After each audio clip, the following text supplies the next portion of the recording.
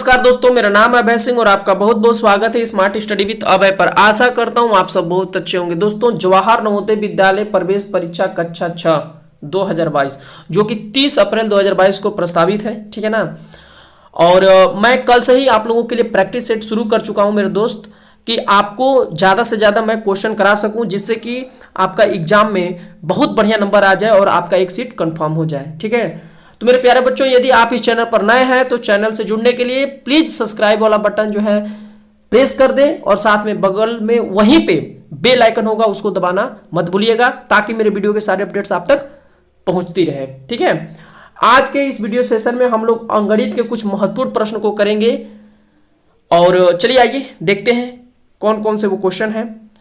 पहला आपका क्वेश्चन है, यहां पर समझिए, 2,02,000 को अंकों द्वारा लिखने पर प्राप्त होता है। ध्यान से समझिएगा, ये हमें शब्द में लिखा गया है और इसे अंक में कह रहा है कि अंक में जब हम लिखेंगे इस क्वेश्चन को तो कितना आएगा, ठीक है मेरे प्यारे बच्चों। ऑप्शन आपको यहां पर दिया गया है 4, इसी में से आपको बताना है कि 2,02,000 को आप जब लिखेंगे अंक में तो क्या होगा, क्या प्राप्त होगा। तो इस क्वेश्चन को करने के लिए हमें सबसे पहले इस तरीके से बना लेना है। देखिए, यहां पर हम उसके प्लेस को समझेंगे। सबसे पहले इकाई, फिर इसके बाद आपका दहाई, फिर इसके बाद आपका सैकड़ा, फिर इसके बाद आपका हजार, फिर इसके बाद आपका 10,000, फिर इसके बाद आपका लाख। ओके, इकाई हो गया, दहाई हो गया, सैकड़ा हो गया, हजार हो गया, 10,000 हो गया, इसके बाद आपका लाख हो गया। तो ये बोल रहा है क्वेश्चन में 2 लाख। चलिए, लाख के नीचे हम 2 बना देते हैं और बाकी ये तो 0 ही रहेगा, क्योंकि 10,000 के प्लेस पे कुछ भी नहीं है। फिर इसके बाद नेक्स्ट हमारा है 2,000, तो 1000 के नीचे हम लिख देते हैं 2, फिर ये सब भी 0 0 हो जाएंगे, क्योंकि इसके भी प्लेस पर ब्लैंक है। तो हम लोग जो फाइनल हमारा आंसर होगा हम लोगों का वो ये हो जाएगा 2,0,2,0,0,0, ठीक है ना। यानी कि ऑप्शन सी हमारा सही हो जाएगा, राइट आंसर। ओके, चलिए मैं एक एक क्वेश्चन लगाता चला जाऊंगा, आप क्वेश्चन को देखेंगे, आप भी प्रयास करेंगे लगाने का। फिर इसके बाद जो मैं लगाऊंगा फिर आप उसको मिला लेंगे कि आपका आंसर कितना आया है, ठीक है। चलिए क्वेश्चन नंबर आगे बढ़ेंगे, क्वेश्चन नंबर 47 पे हम लोग बढ़ेंगे, ठीक है। यहां पर देखिए क्वेश्चन दिया हुआ है, 6 अंकों की छोटी से छोटी संख्या तथा 4 अंकों की बड़ी से बड़ी संख्या में अंतर है, ठीक है मेरे प्यारे बच्चों। देखिए, जब भी आपको प्रश्न आता है छोटी संख्या से रिलेटेड या बड़ी संख्या से रिलेटेड, तो आप ध्यान दीजिएगा, 4 अंकों की बड़ी संख्या या 3 अंकों की बड़ी संख्या या 1 अंकों की बड़ी संख्या या फिर 2 अंकों की बड़ी संख्या, उसके लिए आपको सिर्फ एक डिजिट याद रखना है, 9 को। 2 अंकों की बड़ी संख्या कहेगा तो आप 2 बार 9 लिख देंगे, 3 अंकों की बड़ी संख्या कहेगा तो आप 3 बार 9 लिख देंगे, ठीक है। 1 अंकों की बड़ी संख्या कहेगा तो आप 1 बार 9 लिख देंगे, ये आपका आंसर हो जाएगा, ठीक है। लेकिन अब यहां पर देखिए क्वेश्चन क्या दिया हुआ है कि 6 अंकों की छोटी संख्या लिखिए, इसके बाद 4 अंकों की बड़ी संख्या से उसको घटा दीजिए और घटाने के बाद जो आंसर आएगा उसको बता दीजिए आप। तो यहां पर देखिए 6 अंकों की सबसे छोटी संख्या क्या होती है, 1 लाख होता है, ठीक है ना। 1 पे 5 0, देखिए इकाई हो गया, दहाई हो गया, सैकड़ा हो गया, हजार हो गया, 10,000 हो गया, लाख हो गया। यानी कि 1 पे जब आप 5 0 डब रख देते हैं, ठीक है ना, 1 के साथ आप 5 0 लगा देंगे, ठीक है, तो वो 1 लाख हो जाएगा। और टोटल कितने हो गए संख्या गिन लीजिए, 1 2 3 4 5 6, तो यानी कि ये 6 डिजिट की हो गई। तो ये 6 अंकों की सबसे छोटी संख्या कहलाती है। 4 अंकों की सबसे छोटी संख्या कहेगा तो 1 के साथ 3 0 लगा दीजिए। अब इसको काउंट कर लीजिए, 1 2 3 4, 4 अंकों की सबसे छोटी संख्या हो गई। 2 अंकों की सबसे छोटी संख्या कहेगा तो आप 10 को बनाइएगा, ठीक है, यानी 1 के साथ आप 0 लगा दीजिएगा। अब क्वेश्चन को करते हैं, 6 अंकों की सबसे छोटी संख्या अभी हम बताए हैं 1 लाख, और इसके बाद 4 अंकों की सबसे बड़ी संख्या हो गया 9,999, ठीक है। उसको दोनों को आपको क्या करना है, घटा देना है आपस में, आपका जो ये आंसर आ जाएगा, यानी कि ऑप्शन सी सही हो जाएगा मेरे प्यारे बच्चों, ठीक है। आगे बढ़ेंगे हम लोग, क्वेश्चन नंबर 48 को देखेंगे, ठीक है। 48 को चलिए समझ लेते हैं। यहां पर इसको सॉल्व करना है, ये ब्रैकेट में दिया हुआ है क्वेश्चन को, और इसको सरल करने पर क्या प्राप्त होगा वही हमसे पूछ रहा है। देखिए, सबसे पहले हम लोग क्या करते हैं, ब्रैकेट वाले को करते हैं, ठीक है, ब्रैकेट वाले को करते हैं अंदर वाला, इसके बाद उसको फिर जो ब्रैकेट के बाहर आता है उसको किया जाता है मेरे प्यारे बच्चों। ठीक है, चलिए आइए समझ लेते हैं। यहाँ पर देखिए ये क्वेश्चन दिया गया है यहाँ पर। ठीक है, हम लोग सबसे पहले इसको सॉल्व करना शुरू करेंगे। तो ये क्वेश्चन जैसे लिखा है यहाँ पर, ये क्वेश्चन लिख दिया गया है यहाँ पे। ठीक है, इसके बाद इसको हम सॉल्व करना शुरू करेंगे। आप देखेंगे यहाँ पे 6 गुणे 7 है तो यहाँ पर 47 होगा, क्योंकि 6 7 42 होता है, और इसके बाद यहाँ पर 13 जो है ऐसे ही उतर जाएगा। मैं यहाँ पे सॉल्व कर दे रहा हूँ। देखिए क्वेश्चन जो है यहाँ पर समझ लीजिए ऐसे है, आपका 13 प्लस 6 है मल्टीप्लाई बाई यहाँ पर आपका 7 है। ठीक है ना, इस तरीके से है। तो पहले हम इसको सॉल्व कर लेते हैं, इसके बाद इधर वाले भाग को भी सॉल्व कर लेंगे। इसको सॉल्व करके थोड़ा सा छोटा कर लें हम इसको। यहाँ पर मल्टीप्लाई होगा तो 6 7 42 हो जाएगा। ठीक है ना, और 42 और इधर प्लस 13 हो जाएगा। इसको ब्रैकेट में हम कर लेते हैं और ये आपका 3 हो जाएगा। इधर सॉल्व करेंगे, इधर जब हम सॉल्व करते हैं तो 13 और प्लस 42 हो जाएगा आपका 55 हो जाएगा, और 55 में ऐसे ब्रैकेट बंद कर देंगे और ये आपका 3 बाहर रहेगा। अब 55 को जब हम ब्रैकेट से बाहर निकालेंगे मेरे प्यारे बच्चों, तो वो हो जाएगा 55 मल्टीप्लाई बाई 3 कर देंगे, क्योंकि आपका ब्रैकेट से जब इसको हटाएंगे तब। तो 55 गुणे 3 कर दीजिए, यहाँ पर 55 गुणे 3 कर दीजिए। अब ये हो जाएगा 165, यानी कि इस साइड पूरा का पूरा क्या आ जाएगा, 65 हो जाएगा। ठीक है ना, 165। ठीक है, 165 ही यहाँ पर आ गया। इसके बाद ये वाला पार्ट बचा, तो 11 3 जा कितना होता है, 11 3 33 होता है। तो 33 हम यहाँ पर लिख देंगे और इसके बाद इसको सॉल्व करेंगे इस ब्रैकेट को। तो 4 दूना 8 हुआ और इसके बाद ये 12, यानी और फिर 12 में से 8 को माइनस करेंगे तो 4 हो जाएगा। फाइनली हम लोगों का जो क्वेश्चन लास्ट में स्टेप बच रहा है वो ये है आपका 165 भागे 33 माइनस 4। ठीक है, तो सबसे पहले तो हम इसको भाग कर ले। जब 33 से 165 को काटेंगे तो 5 बार में ये कट जाएगा मेरे प्यारे बच्चों, और इसको माइनस कर देंगे, 5 आएगा। इसके बाद 4 को यहाँ पर माइनस कर दीजिए, तो 5 में से 4 को जब घटाएंगे तो कितना आएगा, 5 में से जब 4 को यहाँ पर घटाएंगे तो 1 आपका आंसर आ जाएगा। ठीक है, इसका मतलब हम लोगों का ऑप्शन जो है 20 सही उत्तर हो जाएगा। ठीक है, क्वेश्चन को आप एक बार और इसको देख लीजिए और इसको आप स्क्रीनशॉट लेकर भी सॉल्व कर सकते हैं, 1 आपका आंसर आ जाएगा। ठीक है, आगे बढ़ेंगे, हम लोग क्वेश्चन को देखेंगे।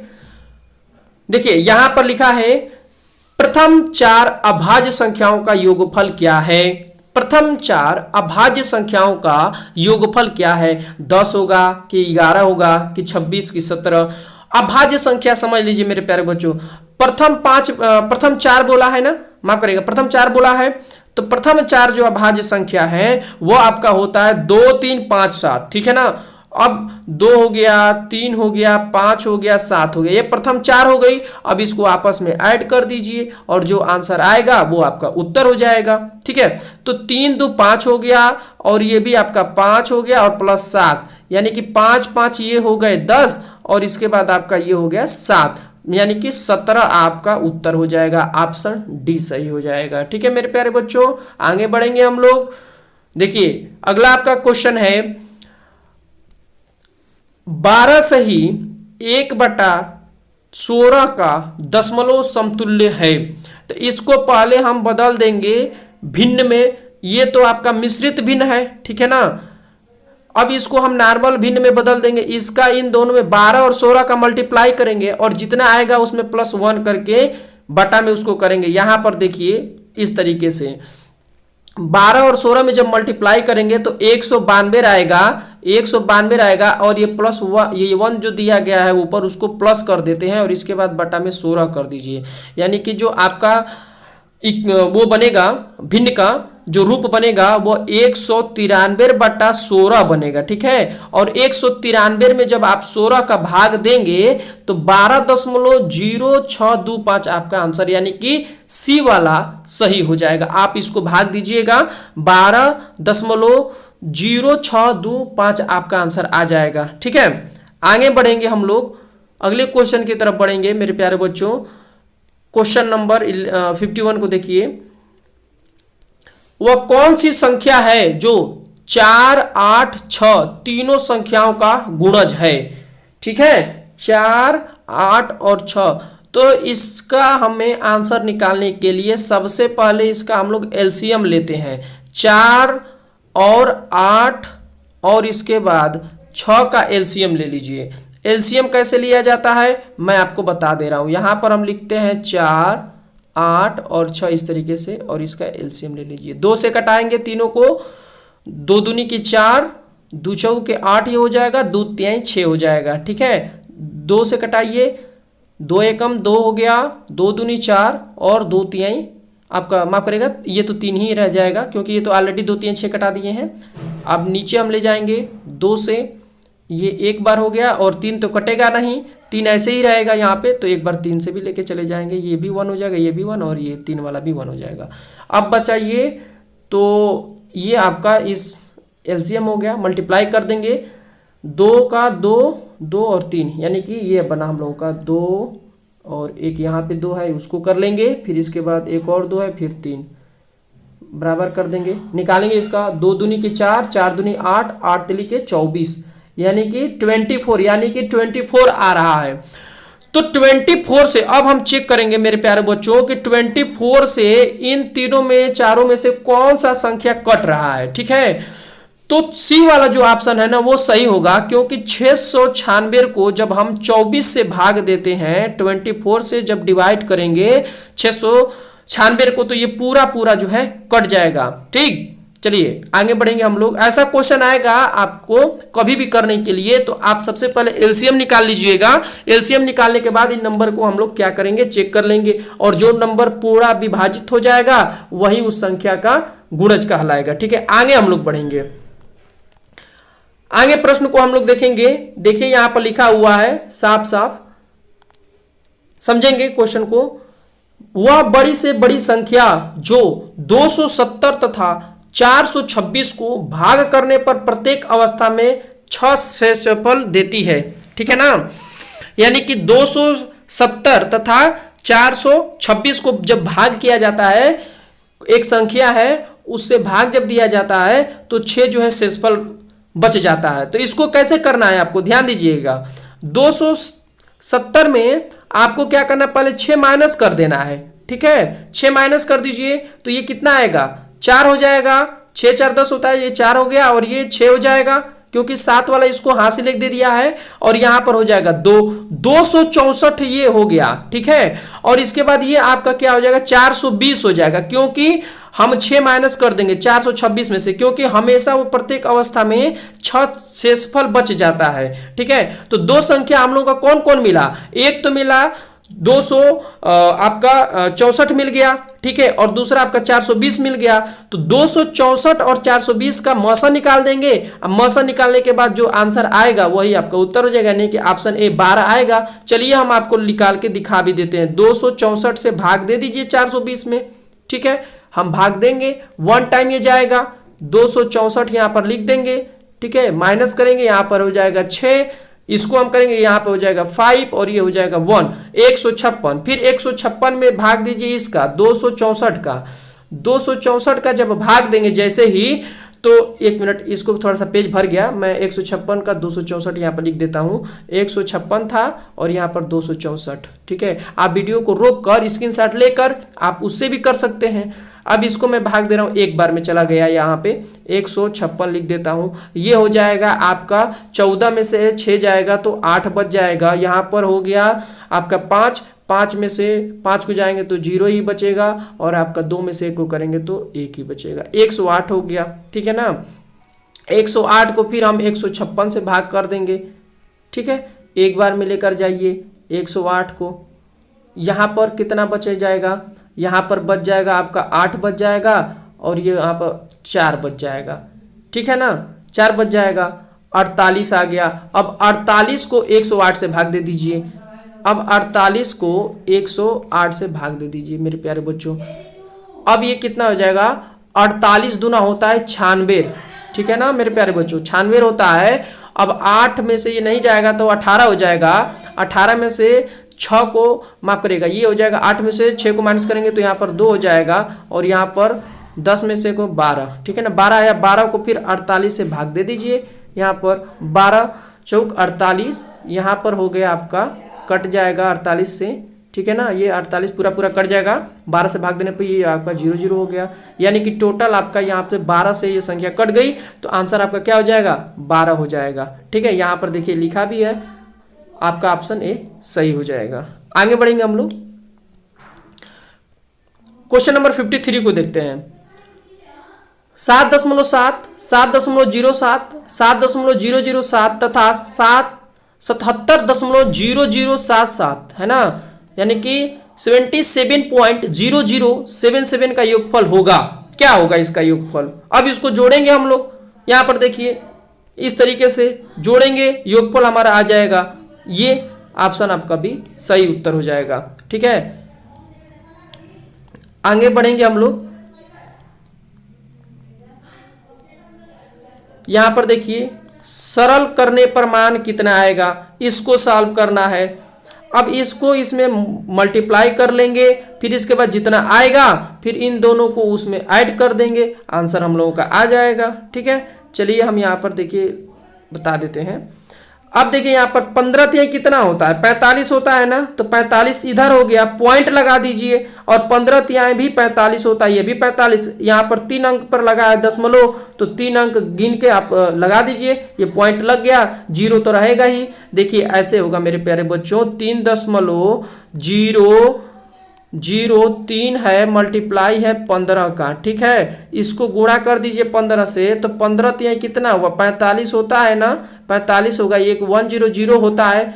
अब ये 4 रहेगा तो यहाँ पर हो जाएगा 1 0। ठीक है, और इसके बाद फिर 15 तिहाई 45 कर देंगे, 45 कर देंगे, और 1 2 3 अंक पर ये दशमलव लगा है, तो आप भी 3 अंक पर गिन के दशमलव लगा दीजिए, आपका 45.045 आ गया। ठीक है ना, गुणा करने पर, और इसके बाद उसमें इस दोनों नंबर को ऐड कर देंगे, आपका ऑप्शन सी सही आंसर हो जाएगा। 50.0598575 आएगा।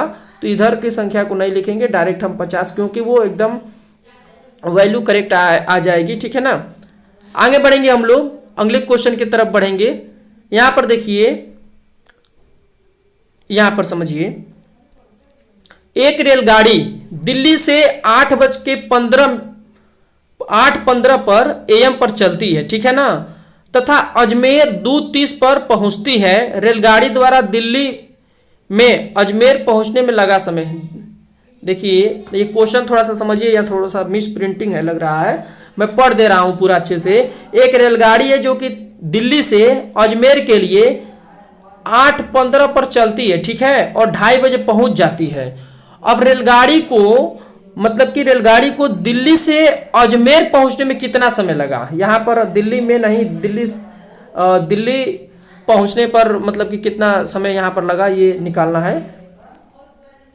ठीक है, यानी कि वो दिल्ली से अजमेर पहुंच रही है, और दिल्ली से गाड़ी खुलती है, यानी कि चलती है 8:15 पर और पहुंच जाती है 2:30 बजे अजमेर। ठीक है ना, तो दिल्ली से अजमेर पहुंचने में कितना टाइम लगेगा वही निकालना है। तो आप इसको क्या कर देंगे, घटा देंगे, आंसर आपका आ जाएगा। ठीक है मेरे प्यारे बच्चों, 6 घंटा 15 मिनट आएगा। इसको जब माइनस करेंगे, देखिए 8 में से 2 को माइनस करेंगे तो 6 हो जाएगा, और ये 30 में से 15 मिनट को माइनस कर देंगे तो 15 मिनट आ जाएगा। मैं अब बता दे रहा हूं आपको कि कैसे हुआ। देखिए ये 8 बज रहा है, 8 और ये 2 बजे ही पहुंच गया, तो 8 में से 2 को माइनस करेंगे तो 6 आ जाएगा, और 30 ये मिनट वाला है तो मिनट को मिनट से माइनस कर दीजिए। तो मिनट को जब मिनट से माइनस करेंगे तो 30 मिनट इसमें लगा है, और 15 मिनट पहले वो यहाँ पर दिखाई रहा है कि 15 पर चली दी है, 8:15 पर, तो 30 वाले में से हम 15 को माइनस कर दें, क्योंकि 15 मिनट पर वो चलती ही है।